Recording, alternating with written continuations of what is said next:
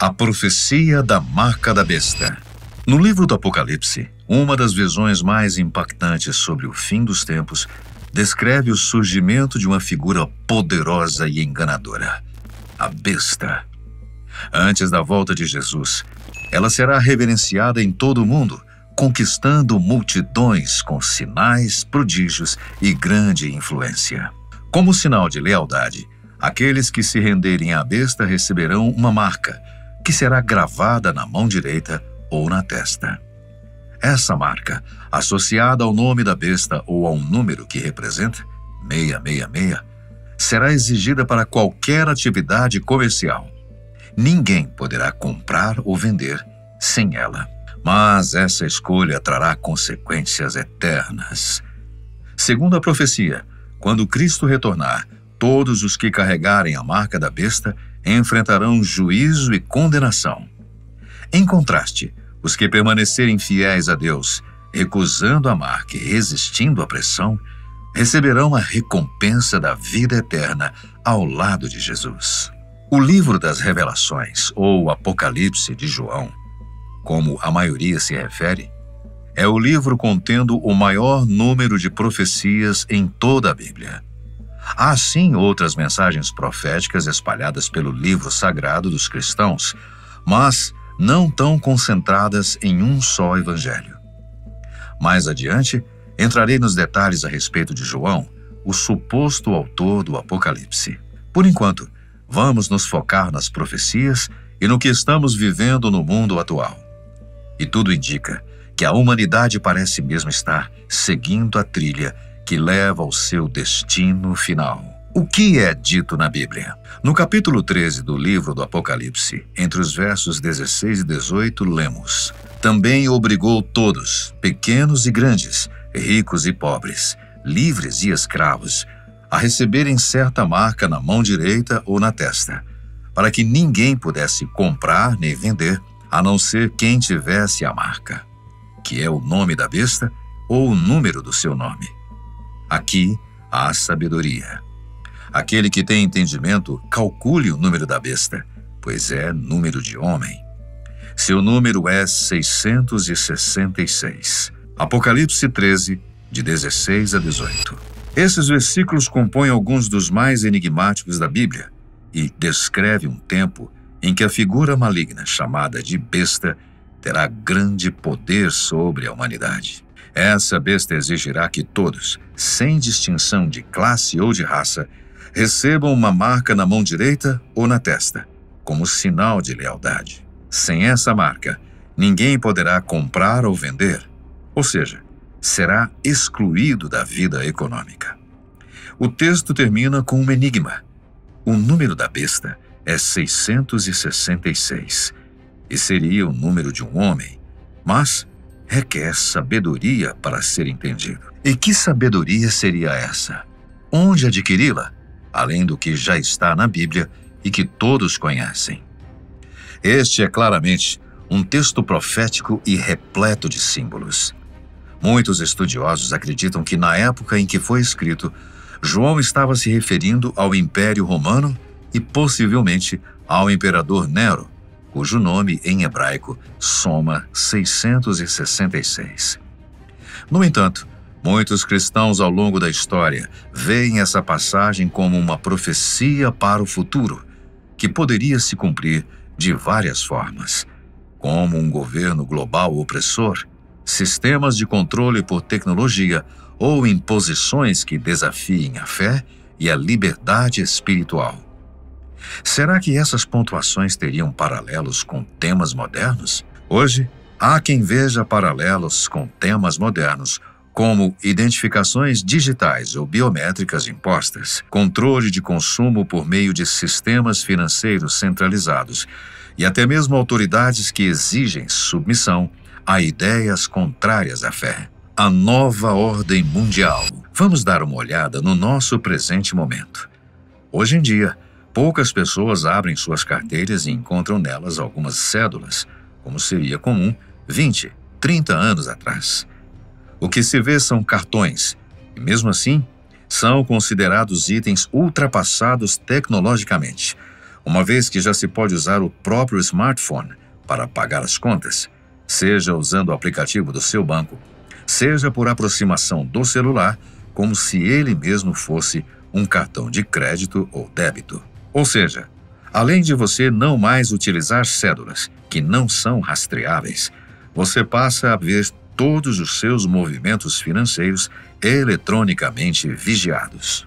Por mais que você pense que não, fazendo pagamentos online por meios digitais, você está dando um mapa para que o governo e os bancos saibam exatamente o quanto você ganha, com o que você gasta, com que frequência, se vai às compras costumeiramente nos mesmos lugares ou não. Enfim, o sistema acumula todas essas informações e faz um prognóstico perfeito do seu comportamento, do seu gosto pessoal e de outros dados pertinentes. Mas por que o governo e os bancos fariam isso? Agora, vamos para um outro nível. Você já ouviu falar sobre a nova ordem mundial? Então prepare-se, porque a coisa é muito mais séria do que você imagina. A expressão nova ordem mundial, cuja sigla em português é NOM, vem sendo utilizada ao longo de muito tempo por políticos, filósofos, líderes religiosos e teóricos da conspiração para descrever uma grande transformação na estrutura global de poder. Resumindo isso, trata-se da ideia de uma reorganização do mundo, centralizada em uma autoridade global que substituiria as soberanias nacionais e unificaria governos, economias e até culturas sob um único sistema. Dependência e controle mundial. De forma prática, a NOM é frequentemente retratada como uma proposta, ou seria um plano oculto que defende as seguintes ações. 1. Estabelecer um governo mundial único, o qual uniria todos os governos das nações do planeta e esses passariam a responder a esse governo centralizado. 2. Criar uma moeda global e uma economia digital centralizada. Nada de dólar, euro ou yuan. Tal moeda, ainda sem nome, teria valor mundial e seria completa e inevitavelmente rastreável. Haveria aqui um paralelo com as criptomoedas? A maioria das cripto, como Bitcoin e Ethereum, opera em redes blockchain públicas. Isso significa que todas as transações ficam registradas num banco de dados descentralizado, visível a qualquer pessoa. E isso, por fim, significa que, se sua vida financeira já era rastreada antes pelo leão do imposto de renda, agora é o leão, uma das representações da besta do Apocalipse, que irá vigiar a sua vida, especialmente a financeira, que diz muito sobre você. Acredita nisso? Bom, acreditando ou não, é mais ou menos essa a ideia que nos é transmitida ao vermos uma das principais interpretações desse enigma bíblico. 3. Implantar um sistema de vigilância em massa como no verdadeiro Big Brother, aquele mesmo imaginado por George Orwell em sua obra 1984. Nela, além de monitorar o tempo todo onde você anda e o que faz, ainda é capaz de puni-lo se você fizer algo contra o sistema. Bom, vamos trazer isso para a realidade. Você, que é motorista, especialmente de cidade grande, como tem se sentido com tantas câmeras nas esquinas, de olho na placa do seu carro e até registrando se você usa o celular enquanto está ao volante? Você, que tem costume de caminhar pelos centros comerciais da sua cidade, já notou que cada passo seu está sendo gravado por câmeras espalhadas por todos os lugares, inclusive nos interiores dos comércios? Isso é o mínimo para se afirmar que o campo já vem sendo preparado para que a NOM, o grande irmão, a ordem mundial e única, entre em atividade. Ou quem sabe, ela já não esteja funcionando sob os nossos olhares ignorantes. 4. Está também nos planos da nova ordem mundial tornar as leis uniformes, independentemente do país ou do tipo de governo, alinhar a forma de educar, manipular as mídias e até religiões, ao mesmo tempo que reduzem as diversidades culturais e espirituais em nome de uma unidade global. Isso não soa desesperador para você? Imagine ter que viver sob padrões estabelecidos, sob leis rígidas e unificadas. Não importa para onde você vá. Imagine não ter liberdade de expressão, não poder opinar ou exigir os seus direitos. Pois opinião e direitos são as primeiras coisas que as pessoas perdem num governo único. É como você morar numa cidade de 1 milhão de habitantes e nela haver um único lugar onde haverá uma farmácia, um único hospital e uma mesma forma de atendimento duro e seco para todos os habitantes. Isso já nem soaria como monopólio, mas como uma máquina de manipulação de seres quase vivos. Para piorar, instituições que são reconhecidas por seus trabalhos humanitários é que são as principais peças desse horrível tabuleiro. Governos, ONGs, grandes corporações e instituições como a ONU e o Fórum Econômico Mundial, entre outras, estariam encabeçando os preparativos para a implantação da NOM. Teorias conspiratórias. As teorias da conspiração sugerem que a NOM é liderada por uma elite global secreta, às vezes chamada de Illuminati, Deep State ou Cabala globalista, que manipula crises mundiais, como as guerras, as pandemias ou colapsos econômicos, como desculpas para impor medidas de controle cada vez mais rígidas. Entre essas medidas, algumas mais discutidas entre as pessoas estão a criação intencional de crises para justificar uma solução global, o uso da tecnologia para controlar a população, a destruição de valores religiosos e familiares para facilitar a submissão cultural e a substituição da fé tradicional por uma espiritualidade universal controlada. Peguemos como exemplo uma ocorrência recente que fez com que as pessoas agissem da mesma forma globalmente: o uso de máscaras no mundo inteiro durante a pandemia da Covid-19. Há teóricos da conspiração que afirmam que, apesar da seriedade dos fatos, pois morreram milhares de pessoas no mundo inteiro, a pandemia foi mais um experimento do que um acidente de laboratório. Talvez um teste para saber como domar uma população de cerca de 8 bilhões de indivíduos, fazendo-os, pelo menos, a maioria, responder a um único comando: usem máscaras. E todos tiveram que usar. Será que o Covid foi mesmo criado intencionalmente para testarem a gerência de crises mundiais? Espantoso. Talvez você esteja pensando que tudo isso é um exagero.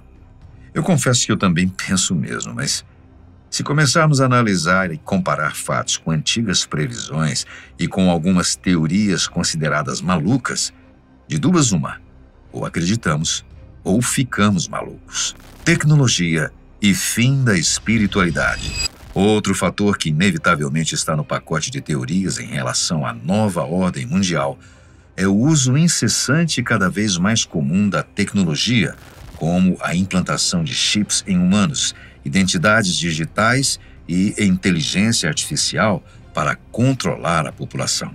Será que isso tem mesmo alguma coisa a ver? É possível que os humanos se deixarão ser dominados pela tecnologia? Às vezes, saiba disso. Não é nenhuma questão de deixar ser dominado, pois, de certa forma, já estamos sob algum domínio tecnológico. Ande pelo seu bairro. Você vai ver que a maioria das pessoas está com o celular nas mãos, sempre ouvindo, assistindo ou lendo alguma coisa. Ou jogando seu dinheiro fora com apostas que raramente ou nunca irão dar retorno algum. Essas apostas, inclusive, são liberadas por governos de vários países, inclusive o Brasil. E o que mais se ouve dizer é sobre pessoas que estão cada vez mais endividadas por causa desses jogos. Por mais que você pense: agora esse vídeo foi longe demais. Comparar jogos de apostas com o fim do mundo? Não, não é bem isso. Mas comparando os jogos de apostas com o controle que governos e instituições têm sobre as pessoas. Em breve, será comum pessoas com características específicas terem microchips instalados em seus cérebros, até que isso se torne algo tão comum que todos acabarão um dia tendo um chip implantado em si. E tudo isso parece estar surgindo de uma empresa chamada Neuralink, cujo CEO é ninguém menos que Elon Musk, o homem mais rico do mundo. Atualmente, um dos maiores candidatos a ser o anticristo. Bem, desculpe pelo spoiler, mas o fato é que a Neuralink é uma das principais empresas pioneiras no implante de microchips em cérebros de pessoas, inicialmente que sofrem com alguma deficiência, não cognitiva, mas física, uma vez que a empresa promete que o seu produto irá ajudar cegos a enxergar, paraplégicos a andar, e num futuro não muito distante, pessoas com dificuldades cognitivas a raciocinar normalmente. A princípio, você pode estar pensando, isso é até muito positivo, pois irá tirar o sofrimento de muita gente, sem dúvida alguma, um tipo de produção até elogiável. Mas o problema é que esta é só a ponta do iceberg. O que muitos teóricos sustentam é que isso é o prenúncio para algo muito maior, que será o controle total das vontades pessoais. Isso mesmo que você entendeu. Todas as suas vontades deixarão de ser suas e passarão a pertencer à nova ordem mundial. Você comprará e venderá o que quisermos e se quisermos. Tudo bem, eu devo concordar com você que tudo isso parece muito mais um roteiro de filme de ficção científica do que a verdadeira, desculpe-me a redundância, mas é para reforçar, a verdadeira realidade em que estamos vivendo. Mas, se pudéssemos retornar lá nos anos 80 e falar para o nosso eu da época que chegaria uma hora, que iríamos assistir a filmes, saber notícias do mundo inteiro, conversar em tempo real com pessoas de qualquer lugar, tirar, enviar e receber fotos e vídeos também em tempo real e muito mais, num simples telefone levíssimo e portátil. O que você acha que o seu eu diria? Hoje em dia, um dos assuntos mais discutidos em mesas filosóficas, políticas e também púlpitos religiosos é a destruição dos valores religiosos e das bases familiares em troca da tecnologia e da individualidade. Muitos pensadores, líderes religiosos e até alguns sociólogos defendem que há um movimento cultural, ideológico e até político que insiste em promover a desconstrução dos pilares tradicionais da sociedade, que são a fé, a família e a identidade coletiva. Isso é um indicador de que as religiões estão se tornando marginalizadas, o que levará à substituição da fé tradicional e individual por uma espiritualidade universal e controlada. Mas, para muitos, a ideia de uma nova ordem mundial soa promissora. Já pensou? Paz mundial, fim das guerras, uma economia estável, combate global às mudanças climáticas. Ok, mas há um alto preço embutido nisso. A liberdade individual limitada, vigilância constante e o risco de uma tirania tecnocrática onde poucos controlam muitos ou todos. Essa colocação faz da NOM um projeto ambíguo, apresentado como um caminho para a ordem, mas temido como o início de um controle totalitário. Mas onde no Apocalipse cabe a nova ordem mundial? Em outras palavras, será que a NOM foi mesmo prevista no livro das Revelações? Como citei antes, o capítulo 13 descreve o surgimento de uma besta que terá autoridade sobre todas as tribos, povos, línguas e nações, como está escrito no versículo 7. Ela impõe uma marca sem a qual ninguém pode comprar nem vender, um tipo de controle absoluto sobre toda a sociedade. Essa descrição se assemelha bastante ao cenário pintado por algumas versões da nova ordem mundial. Um governo único, controle econômico e uma exigência de obediência a um sistema em troca de sobrevivência. Para muitos estudiosos, cristãos e teólogos, essa possível conexão não é coincidência. A NOM seria, nessa ótica, o cenário ideal para o surgimento do anticristo, uma figura carismática que unificaria o mundo prometendo paz, mas se revelaria como um líder opressor que exigiria adoração e submissão total. A marca da besta. Aquele que tem entendimento calcule o número da besta, pois é número de homem. Seu número é 666. É assim que o versículo 18 do capítulo 13 de Apocalipse é finalizado. Mas afinal, que marca seria essa? Um chip? Uma tatuagem? E outra, quem no mundo moderno poderia ser o anticristo? Ou um dos que compõem a figura do anticristo, pois pode ser um grupo de pessoas e não uma só. A marca do anticristo é algo que tem sido levado em diversas mesas de discussão e, na verdade, não há como confirmar o que é, como ela surgirá. Alguns teólogos veem a marca como um símbolo de lealdade ao sistema do mal e não algo físico. Nesse sentido, a mão direita representaria as nossas ações e a testa, os pensamentos e as crenças.